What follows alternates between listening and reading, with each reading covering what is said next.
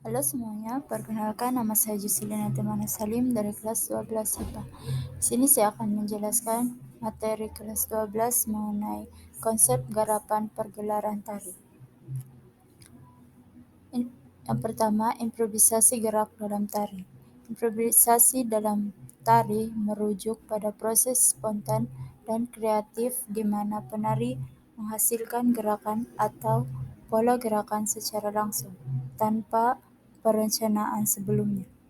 Ini dapat melibatkan eksplorasi gerakan baru, respons terhadap musik, emosi, atau interaksi dengan penari lain. Improvisasi dalam tari memberikan kebebasan ekspresi kepada penari untuk menggali kreativitas mereka sendiri dan menghadirkan tarian yang unik dan original.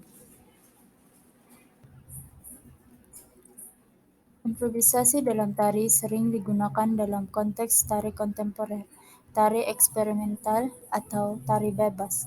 Hal ini dapat menjadi sarana untuk menggali kreativitas, mengekspresikan emosi, atau mengeksplorasi gerakan atau konsep baru dalam tari.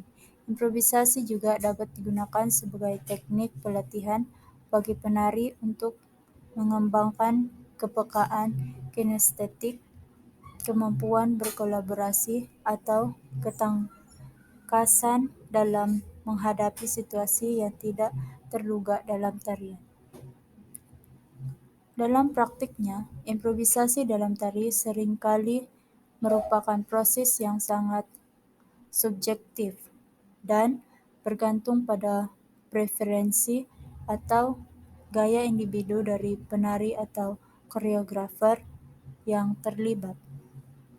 Oleh karena itu, grafik atau diagram mungkin kurang umum digunakan dalam konteks improvisasi dalam tari, dan fokus utamanya adalah pada pengalaman langsung, kreativitas, dan ekspresi individu penari. Yang kedua, konsep tata pentas. Yang pertama, panggung. Panggung merujuk pada ruang fisik di mana pertunjukan berlangsung. Panggung biasanya memiliki area bermain, area belakang panggung atau backstage, serta area sisi panggung atau wing yang digunakan untuk pergerakan dan akses para penampil. Yang kedua, latar belakang atau set merupakan elemen visual yang ditempatkan di belakang panggung untuk menciptakan suasana atau lokasi yang diinginkan dalam pertunjukan.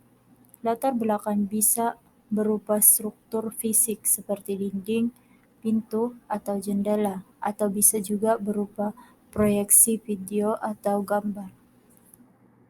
Yang ketiga, properti atau props merupakan objek yang digunakan oleh para penampil dalam pertunjukan, seperti perabotan, alat, atau aksesori. Properti bisa memiliki peran fungsional atau simbolis dalam cerita atau karakter dalam pertunjukan. Yang keempat, pencahayaan. Pencahayaan merujuk pada pengaturan pencahayaan di atas panggung untuk menciptakan efek visual, mood, dan atmosfer yang diinginkan. Pencahayaan bisa termasuk pengaturan cahaya panggung, lampu sorot, serta proyeksi cahaya. Yang kelima, tata suara. Tata suara merupakan pengaturan suara dalam pertunjukan, termasuk musik, dialog, efek suara, atau pengeras suara. Tata suara bisa digunakan untuk menciptakan suasana, memberikan informasi, atau meningkatkan pengalaman audiens. Nomor 6, kostum. Kostum merupakan pakaian atau perlengkapan yang dikenakan oleh para penampil dalam pertunjukan.